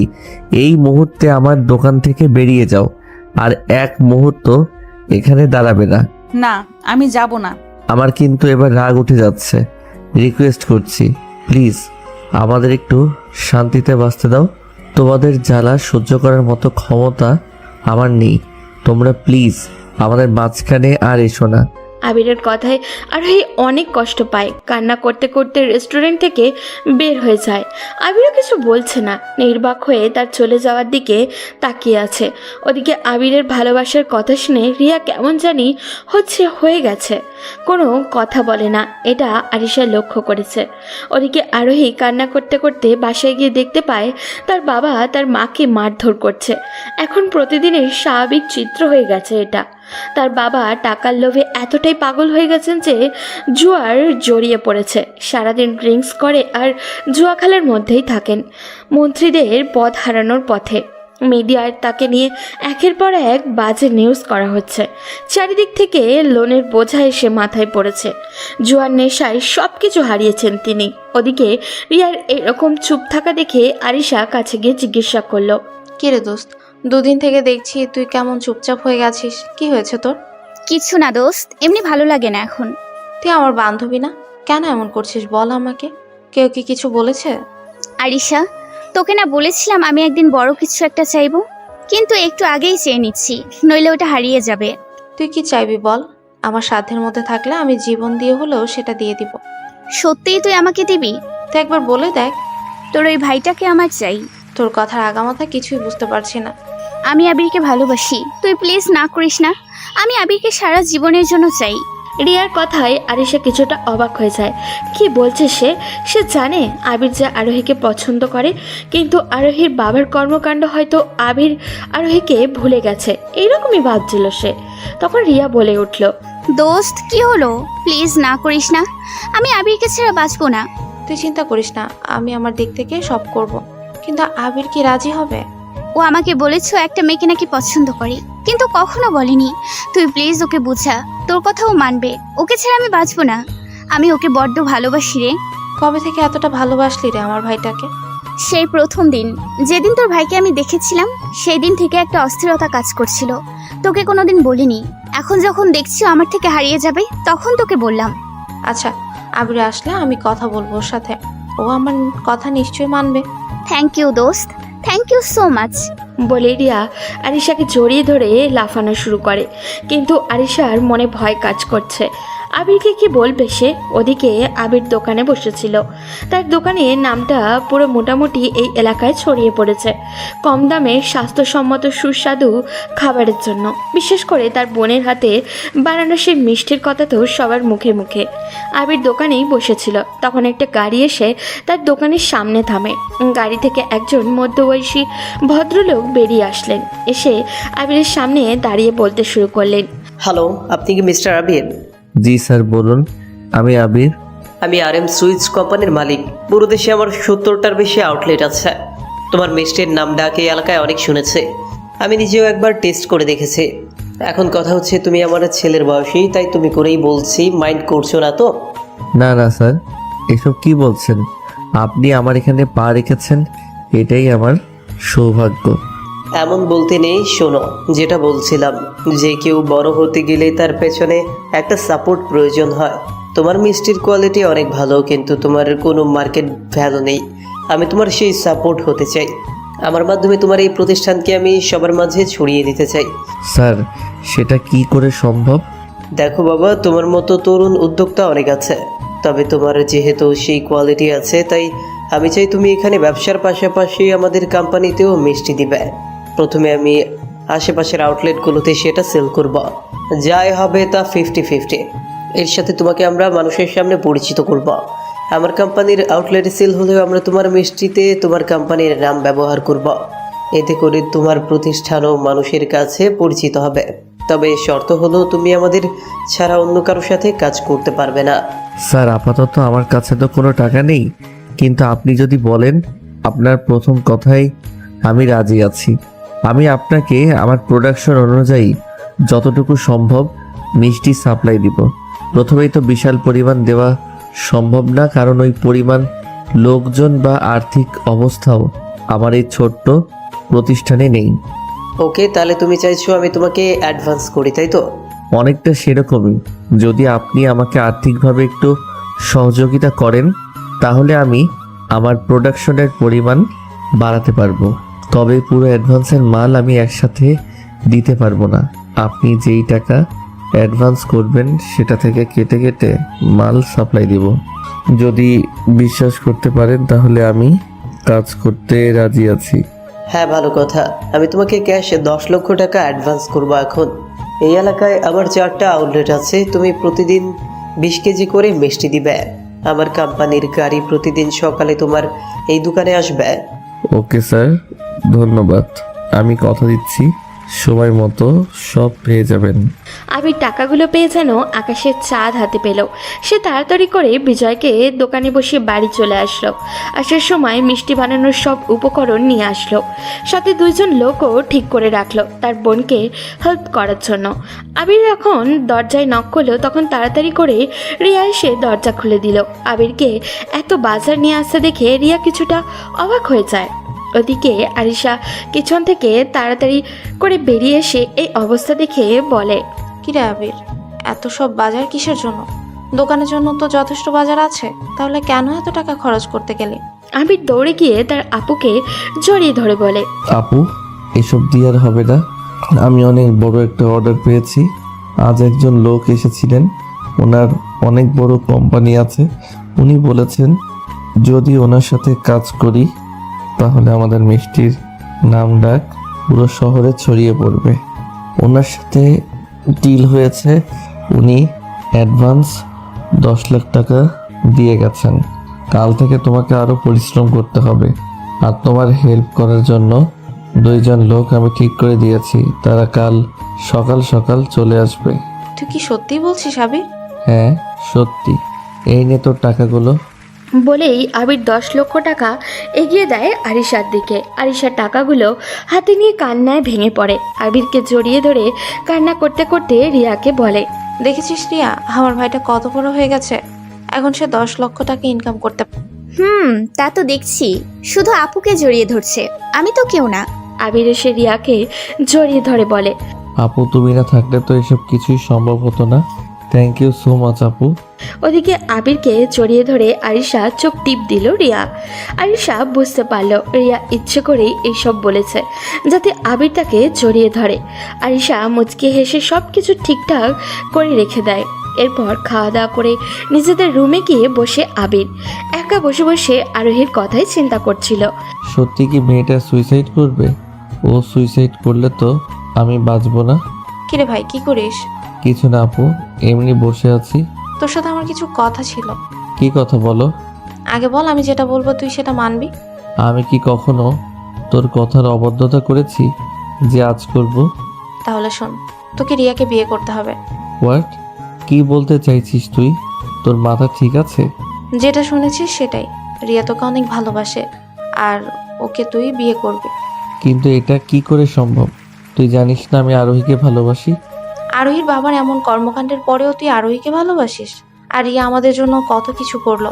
সে কাল কান্না করতে করতে আমার কাছে একটা জিনিস চাইছিল। সেটা কি জানিস? সে তোকে চাইলো। আমি কি করে ওকে না করব বল? আবির বিশাল এক দুনিয়ায় পড়ে গেল। কি করবে সে? একদিকে আরোহীর পাগলামি আর অন্যদিকে তাদের এত বড় হেল্প করা একজন মানুষ। আবির মাথায় হাত দিয়ে বসে পড়ে। কি হলো ভাই, কিছু বলছিস না যে? আচ্ছা আপু, আমি তোমাকে ভেবে জানাবো। এখন আমাকে একটু একা থাকতে দাও প্লিজ। এত তাড়াহুড়ো করার কিছু নেই। রিয়ার বাবা মা এখনো লন্ডনে আছে, তার আসতে এখনো 7-8 মাস বাকি। এই 7-8 মাস তুই ভেবে নে কি করবি। কিন্তু রিয়া আমাদের এত বড় একটা হেল্প করেছে, শুধু এই কথাটাই মাথায় রাখিস। বলেই আরিশা চলে গেল আর আবির সেখানে বসে রইল। কি করবে সে? পরদিন সকালেই গভীর মনোযোগ দিয়ে কাজ শুরু করলো আরিশা। তার সাথে একজন হেল্প করার জন্য লোক এসেছে। দুজন মিলে প্রায় 30 কেজি মিষ্টি বানানো। সবগুলো নিয়ে আবির দোকানে গিয়ে গেল। সেখানে গিয়ে দেখলো ওই কোম্পানির লোকটা এসে গেছে। তাকে 20 কেজি মিষ্টি দিয়ে 10 কেজি নিজে বিক্রি করার জন্য রাখলো। আবির অ্যাডভান্সের টাকা পাওয়ার থেকে আরেকটা দোকান খুলেছে, সেখানে বিজয় বসবে। সব মিলিয়ে আবিরের ব্যবসা এখন জমজমাটভাবেই চলছে। বিকেলের দিকে আবির দোকানে বসেছিল, তখন আরোহী আসলো।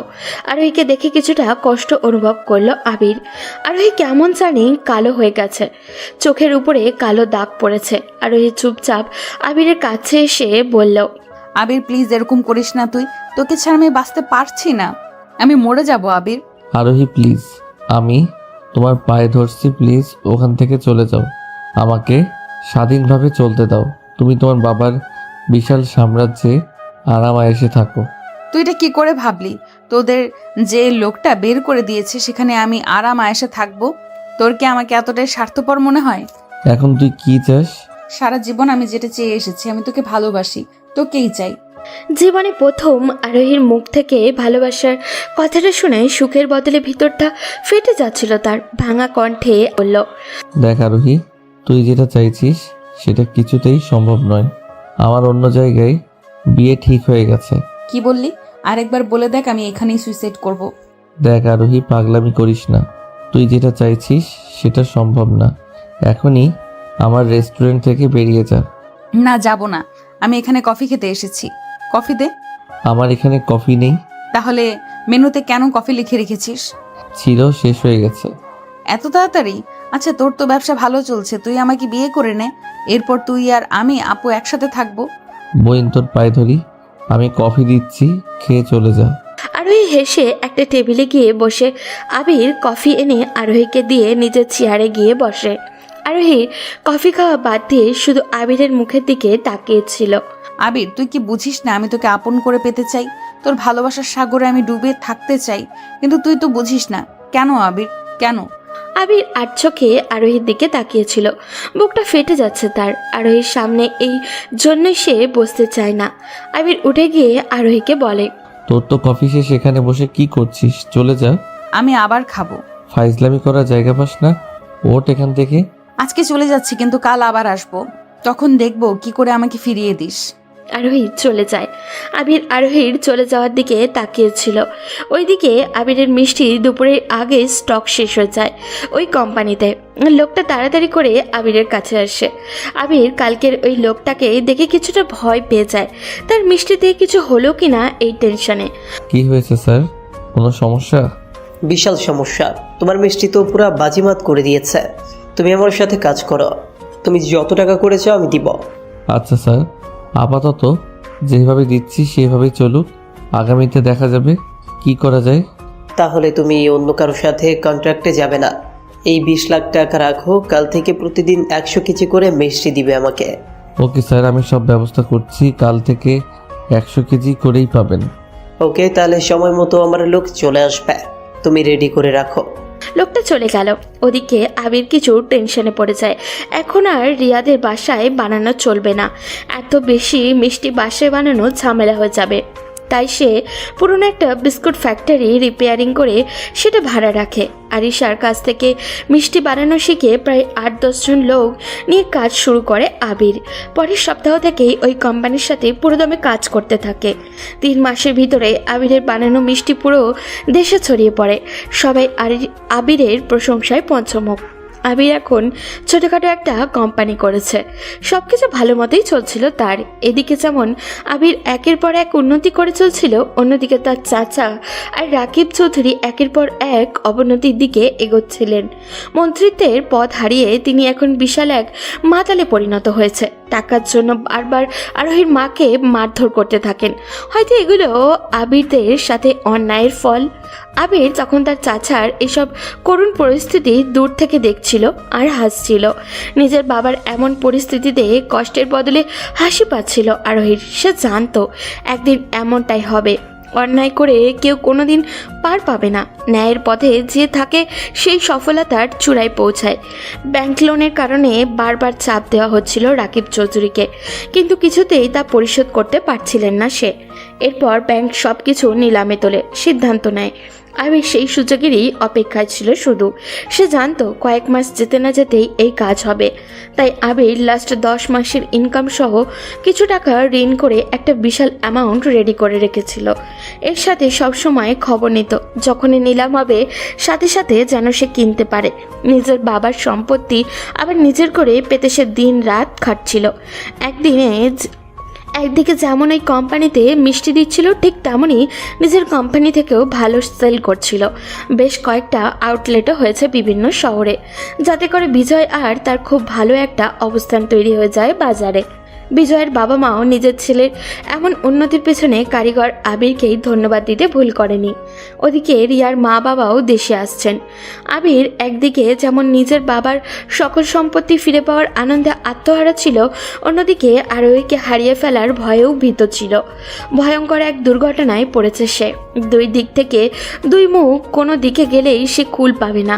একদিকে যেমন তার ছোটবেলার ভালোবাসা আর তার স্বপ্ন, অন্যদিকে এমন একজন মানুষ যার কারণে আজ সে এই অবস্থানে, যার সহযোগিতায় আবির আর বেঁচে আছে। তার বোন নিরাপদ একটা ঠিকানা পেয়েছে। আবির কি করবে বুঝতে পারছিল না। 2 সপ্তাহ পরেই তার বাবার সকল সম্পত্তি ব্যাংক নিলামে তুলবে। রাকিব চৌধুরী কি করবেন কিছু বুঝে উঠতে পারছিলেন না। সব কিছু হারিয়ে তিনি এখন নিঃস্ব। পরিচিত কয়েকজনের কাছ থেকে ঋণ নিয়ে এসেছিল, তারাও বারবার চাপ দিচ্ছে টাকার জন্য। আরোহীর মা সারাদিন মুখ ভার করে বসে থাকেন। আরোহীর মা ড্রয়িং রুমে বসেছিলেন, তখন আরোহী তার কাছে গিয়ে বলল, এর থেকে বেশি কি আশা করতে পারো তোমরা? এটা তোমাদের প্রাপ্য ছিল। তোমরা ওদের সাথে যা করেছো তারই ফল এটা। অন্যায় করে কেউ জীবনে পার পায়নি আর পাবেও না। তোমরা ওদের সাথে অন্যায় করেছো, ওদের সব কিছু কেড়ে নিয়েছো। এখন দেখো আল্লাহ সব কিছু তোমাদের কাছ থেকে কেড়ে নিয়ে কিভাবে তোমাদেরকে নিঃস্ব করে দিয়েছেন। আরোহীর মা তখন কান্না করতে করতে বললেন, সত্যি না মা, আমরা ওদের সাথে অন্যায় করেছিলাম, ওদের সবকিছু আমরা প্ল্যান করে কেড়ে নিয়েছিলাম। এখন আমাদেরকে তার ফল ভোগ করতে হবে। তুই আমাদেরকে প্লিজ ক্ষমা করে দিস। আমি কিভাবে ক্ষমা করব? তোমরা যাদের সাথে অন্যায় করেছো তাদের কাছে ক্ষমা চাও। তোমাদের শাস্তি হওয়া দরকার। দিনের পর দিন তোমরা অন্যের সম্পদের উপর ভোগ বিলাসিতা করে এসেছো, কিন্তু দেখো আজ বাবাই তোমার গায়ে হাত তুলেছেন, তোমাকে মারধর করেছেন টাকার জন্য। এতদিন টাকার উপর তোমরা ঘুমিয়েছো, সবাইকে দূরে ঠেলে দিয়েছো। আজ সেই টাকাই তোমাদেরকে পথে বসিয়ে দিয়েছে। প্রস্তুত হও আরো ধ্বংসের জন্য। এখানেই শেষ নয়, তোমাদের জন্য আরো করুণ পরিস্থিতি অপেক্ষা করছে। আমাদের পাপের প্রায়শ্চিত্তর কোনো উপায় কি নেই? নিজে নিজে খুঁজে নাও। বলেই আরোহী তার রুমে চলে যায়। ওদিকে রাকিব চৌধুরী নিজের বন্ধু আরিফ সাহেবের কাছে যায়। আরিফ সাহেব এক শর্তে টাকা দিতে রাজি হন। যদি আরোহীকে তার ছেলের সাথে বিয়ে দেন তাহলে তিনি টাকা দিবেন। আরিফ সাহেব ছেলে রিফাত একজন মাদক সেবনকারী, সারাদিন ড্রিঙ্কস করে মাতাল হয়ে পড়ে থাকে। কত মেয়ের সাথে সে রাত কাটায় তার হিসাব নেই। এইরকম একটা জঘন্য ছেলের সাথে নিজের মেয়ের বিয়ে দিতেও দ্বিধা করেননি রাকিব চৌধুরী। তিনি সাহস করে তার বন্ধুকে বলেন, তুই বিয়ের ব্যবস্থা কর, আগামী পরশু তোর ছেলের সাথে আমার মেয়ের বিয়ে দিব। সত্যি বলছিস দোস্ত? তুই বিয়ে দিতে রাজি? তুই আমাকে সময় মতো টাকা দিলে আমার বিয়ে দিতে কোনো অসুবিধা নেই। তুই কোনো চিন্তা করিস না, তোকে সময় মতো টাকা দেওয়া হবে। ওকে, তাহলে তুই রিফাতকে রেডি থাকতে বলিস, আগামী পরশু ওদের বিয়ে। ওদিকে রিয়ার বাবা মাও দেশে ফিরে আবিরের চারিত্রিক মাধুর্যতা দেখে নিজের মেয়ের সাথে বিয়ে দিতে কোনো আপত্তি করেননি। কাকতালীয়ভাবে সেদিন আবির আর রিয়ার বিয়ে ঠিক করা হয়। আবির শুধু নীরব হয়ে তার বোনের মুখের দিকে তাকিয়ে আর রিয়ার প্রতি কৃতজ্ঞতা জানাতে বিয়েটা করতে রাজি হয়ে যায়। কিন্তু বিয়ে ঠিক হওয়ার পর থেকেই আবির চোখ বন্ধ করলেই আরোহীকে দেখতে পায়। আরোহীর দুষ্টুমিগুলো সে খুব মিস করে। হয়তো আরোহী তার থেকে অনেক দূরে চলে যাবে, আরোহীকে আর কোনোদিন সে নিজের করে পাবে না। তবে আরোহীর প্রতি তার গোপন ভালোবাসা অন্তরের গভীরে সব সময়ই থাকবে। আবির শাওয়ার নিয়ে বের হচ্ছিল একটা টাওয়াল জড়িয়ে, কিন্তু বেরিয়ে তো সে শক খেলো, কারণ তার বিছানায় বসে তার ফোন টিপছিল রিহা। আবিরকে এই অবস্থায় দেখে রিয়ার মধ্যে কোনো পরিবর্তন আসলো না। সে যেরকম বসেছিল ঠিক সেই রকমভাবেই বসে রইল। আবির যখন ড্রয়ার খুলে নিজের ট্রাউজারের টি শার্টটা নিয়ে আবারও দৌড় দিতে যাবে তখনই তার গায়ে কারো স্পর্শ অনুভব করে। আবির কিছুটা শিহরিত হয়ে পেছনে ঘোরে। রিয়া তখন আবিরের গায়ে হাত দিয়ে দাঁড়িয়েছিল। আবির তোতলাতে তোতলাতে বলল, আপু তুমি এখানে? কেন, কি হয়েছে? ভয় করছে? না, ভয় করবে কেন? আসলে আমি চেঞ্জ করব। তো করো, কে মানা করেছে? এর মানে কি, পাগল হয়ে গেছো? আমি কেন তোমার সামনে চেঞ্জ করব? রিয়া তখন আবিরের সামনে তার ফোনটা ধরে আরোহীর একটা ছবি দেখিয়ে রাগী গলায় বলে, মেয়েটাকে? রিয়ার কথায় আবির কিছুটা ভয় পেয়ে যায়। আবির অপরাধী স্বরে বলে, ও আরোহী? ওহো, তাহলে এই আরোহী। মেয়েটা খুব সুন্দর, তবে তোমার যোগ্য না। এই পৃথিবীতে কেউ তোমার যোগ্য হলে সেটা আমি। ভালো করে সেটা মাথায় ঢুকিয়ে নাও মিস্টার আবির। তুমি আরোহীকে চিনো? যাকে বিয়ে করতে যাচ্ছি তার ব্যাপারে একটু না জানলে কি চলে? আমাকে আরিশা সব বলেছে। ভালোই ভালোই বলছি, সব ভুলে যাও, না হলে কান্না করতে হবে। দেখো আপু, আমার পক্ষে আরোহীকে ভুলে যাওয়া সম্ভব নয়। ভুলতে না পারলে আমি মাথা ফাটিয়ে ভুলিয়ে দেব। আর তো মাত্র একটা দিন, এরপর সব হিসাব নেব। এখন চুপচাপ চেঞ্জ করে নিচে আসো। বলেই রিয়া আবিরের বুকে একটা চুমু দিয়ে নিজেই লজ্জা পেয়ে চলে যায়।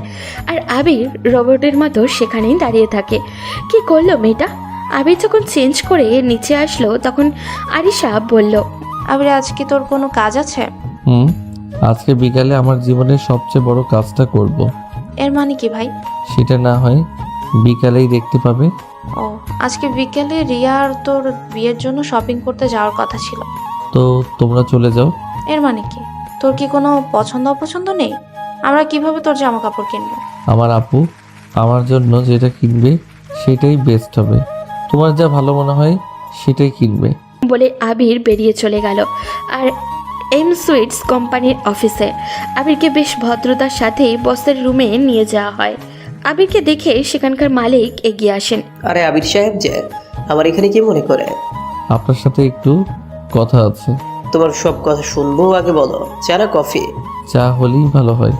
ওকে, অর্ডার করে দিচ্ছি। এখন বলো কি বলতে এসেছ? আপনি একসাথে আমার কাছ থেকে কত মিষ্টি নিতে পারবেন? তুমি যা দিতে পারবে। ওকে, আমার আজকে বিকালের মধ্যে 4 কোটি টাকা দরকার। আমার যতগুলো ফ্যাক্টরি আছে সবগুলিতে বলে দিব আগামী 1 মাস শুধু আপনার কোম্পানির জন্য মিষ্টি বানাতে। 1 মাস আমি দরকার হয় আমার নিজের সব ব্যবসা বন্ধ রাখবো, কিন্তু শর্ত হলো আপনি আমাকে আজকে বিকালের মধ্যে 4 কোটি টাকা দিবেন। টাকাটা আমার ভীষণ প্রয়োজন। আপনি কি আমার শর্তে রাজি আছেন? আমার কোনো সমস্যা নেই, তোমার 4 কোটি কেন, আরো বেশি লাগলে দিব। ওকে, তাহলে বিকালের মধ্যে আমার অ্যাকাউন্টে টাকা পাঠিয়ে দিবেন। ওকে, আমি একটু পরেই ব্যবস্থা করে পাঠাচ্ছি। এরপর আবির চলে আসে তার অফিসে। এসে বিজয়কে নিয়ে চলে যায় ব্যাংকের নির্ধারণ করার জায়গায়। ওখানে নিলাম শুরু হয়ে গেছে, সবাই দামাদামি করছে। তখন সবার নাগালের বাইরে দাম বলে সবাইকে তাক লাগিয়ে দেয় আবির। কেউ তার দামের উপরে আর দাম বলতে পারেনি। এরপর আবির অর্ধেক টাকা ক্যাশ দিয়ে পেপারগুলো সাইন করে নিয়ে আসে। সাইন করার সময় তার হাত কাঁপছিল। এই সেই সম্পদ যার জন্য তাকে দিনের পর দিন কান্না করতে হয়েছে, তাকে মিথ্যা চুরির অপবাদ নিয়ে দিনের পর দিন ঘুরে বেড়াতে হয়েছে। আবির সকল কাজ রেডি করে বাসা যায়। তখন ড্রয়িং রুমে সবাই বসেছিল। আবির গিয়ে হাতের ফাইলটা আরিশার হাতে দেয়। আরিশা ফাইল খুলে চিৎকার করে কান্না করে ওঠে। আরিশা পড়ে যেতে নিলে আবির বোনকে জড়িয়ে ধরে। আরিশা বেশ কিছুক্ষণ পর নিজেকে স্বাভাবিক করে বলে, ভাই, এটা কি করে সম্ভব? বলেছিলাম না যে সম্পত্তির জন্য আমাদেরকে মিথ্যা চুরির অপবাদ দেওয়া হয়েছে। সেই সম্পদ তোর পায়ে এনে ফেলবো। কিন্তু তুই এত টাকা কোথায় পেলি? সব আমার কষ্ট করে ইনকামের টাকা। গত কয়েক মাস থেকে আমাদের সব আয় আমি জমা করেছি, সাথে কয়েক জায়গা থেকে ঋণ এনেছি তোকে সারপ্রাইজ দেওয়ার জন্য। রিয়াও আবিরের এমন সাফল্য দেখে অনেক খুশি। পুরো বাড়ি উৎসবে শুরু হয়ে গেছে। ওদিকে কান্নার রোল পড়েছে আরোহীদের বাসায়। একদিকে যেমন সব কিছু হারিয়ে তারা পথের ফকির, অন্যদিকে আরোহীকে এমন একটা জঘন্য ছেলের বিয়ে দেওয়ার জন্য তার বাবা উঠে পড়ে লেগেছে। আরোহী রাজি না, কিন্তু তার বাবা যে করেই হোক রিফাতের সাথে তার বিয়ে দিবে। পরদিন সকাল হতেই আবির আরিশা আর বিজয়কে নিয়ে তাদের বাসায় যায়। বাড়িতে যখন ঢুকছিল পুরনো কষ্টগুলো চোখে মুখে ভেসে উঠছিল। আবির চোখ লাল করে দরজায় নক করে। দরজা খুলে আবিরকে দেখে কিছুটা অবাক হন রাকিব চৌধুরী। রাস্তায় বসে গেলেও তার তেজ এখনো আগের মতনই আছে। কিরে, তোরা এখানে কি মনে করে ভিক্ষা চাইতে এসেছিস নাকি? আর তোদের যা অবস্থা, ভিক্ষা করা ছাড়া আর কি করবি? এক কাজ করলেও তো পারিস। তোর বোনকে যদি... পুরো কথাটা শেষ করার আগে আবির লাথি দিয়ে ফেলে দেয় রাকিব চৌধুরীকে। চিৎকার করে বলে, কি বললি জানোয়ার? আমার বোনকে কি করব? তখন বিজয় এসে রাকিব চৌধুরীর মুখের উপরে কাগজগুলো ছুঁড়ে দিয়ে বলে, এই ফকিরের বাচ্চা, তুই বুঝতে পারছিস তুই কার সাথে কথা বলছিস? এ আর সুইট ইন্ডাস্ট্রির মালিকের সাথে। তিনি এই বাড়ি আর তোর সকল সম্পত্তি নিলামে ব্যাংকের কাছ থেকে কিনে নিয়েছেন। কথাটা শুনে মাথায় যেন বাজ পড়ল রাকিব চৌধুরী আর তার স্ত্রী। এটা কি করে সম্ভব? আবির কিভাবে এত বড় একটা কোম্পানির মালিক হলো? তখন আবির রেগে গিয়ে বলল, আর এক মুহূর্ত এই বাড়িতে থাকতে পারবি না তোরা। এই মুহূর্তে বাড়ি থেকে বের হয়ে যা, না হলে ঘাড় ধাক্কা দিয়ে বের করে দিব। তখন তাড়াতাড়ি করে আবিরের চাচি এসে তার পায়ে ধরে বলে, আমরা ভুল করেছি বাবা, তোমাদের সাথে অনেক অন্যায় করেছি, প্লিজ তুমি আমাদের ক্ষমা করে দাও। ক্ষমা? তাও আবার তোদেরকে? আবির চৌধুরীর ডিকশনারিতে ক্ষমা বলতে কোনো শব্দ নেই। এখন আমার পুরো শরীরে একটাই আগুন জ্বলছে, আর সেটা তোদের কাছ থেকে প্রতিশোধের আগুন। আবিরের চাচি তখন আরিশার পায়ে পড়ে যায়। আরিশার কিছুটা মায়া হয় তাদের এই অবস্থা দেখে। আরিশা আবিরের কাছে এসে বলে, ভাই, ওরা ওদের ভুল বুঝতে পেরেছে। ওদেরকে 1 সপ্তাহ সময় দে, যাতে অন্য কোথাও থাকার জায়গা ঠিক করে সেখানে যেতে পারে। আপু, তুই কি বলছিস বুঝতে পারছিস? এই জঘন্য মানুষগুলোকে সময় দিবি? ওরা কি আমাদের সময় দিয়েছিল? ওরা দেয়নি বলে আমরাও যদি না দেই, তাহলে ওদের আর আমাদের মধ্যে পার্থক্য কি রইল? আমার জন্য হলে ওদেরকে 1 সপ্তাহ সময় দে ভাই। আবির তখন তাদের 1 সপ্তাহ সময় দেয় বাড়ি থেকে বের হওয়ার জন্য। এরপর আরিশা আর বিজয়কে নিয়ে বেরিয়ে আসে। পরদিন আবির আবারও রিয়ার বিয়ে। সবাই ব্যস্ত হয়ে পড়ে ওদের বিয়ে নিয়ে। ওদিকে আরোহীর বাবা আরোহীকে মেরে বিয়ের পোশাক পরায় রিফাতের সাথে বিয়ে দেওয়ার জন্য। বাবা, আমি এই বিয়ে কিছুতেই করব না। এরকম জঘন্য একটা মানুষের সাথে তুমি কেন আমার বিয়ে দিতে চাইছো? টাকার জন্য। আমার টাকার দরকার। তোর সাথে বিয়ে না হলে আরিফ আমাকে টাকা দিবে না। তাই তাড়াতাড়ি রেডি হয়ে নে, 1 ঘন্টার পর ওরা চলে আসবে। বলে আরোহীর বাবা বেরিয়ে যায়। আরোহী কান্না করতে থাকে। আরোহী জানালা দিয়ে দড়ি বেয়ে পালাচ্ছিল। পিছন পিছন বন্দুক হাতে নিয়ে তার বাবা আর আরিফ সাহেব ছুটছিলেন। আরোহী দৌড়ে রিয়ার বাসায় আসে। সেখানে রিয়া আর আবিরের বিয়ে হচ্ছিল। আরোহী এটা দেখে চিৎকার করে বলে, আবির, তুই এটা করতে পারিস না। তুই আমাকে ছাড়া কাউকেই বিয়ে করতে পারিস না। পিছন পিছন আরোহীর বাবা আর আরিফ সাহেব এসে যায়। আরোহীকে ধরে টেনে নিয়ে যাচ্ছিল তারা। তখন আবির এসে আরোহীকে ধরতে গেলে আবিরের দিকে গুলি ছোড়েন আরিফ সাহেব। কিন্তু আবির ঠায় দাঁড়িয়ে আছে, কারণ গুলি আবিরের গা স্পর্শ করতে পারেনি। আরোহী সামনে এসে গেছে। আরোহীর পুরো বুক রক্তে ভেসে যাচ্ছিল। আবির চিৎকার করে কান্না করে ওঠে। আরোহীকে জড়িয়ে ধরে বলে, আরোহী, তোর কিছু হতে পারে না।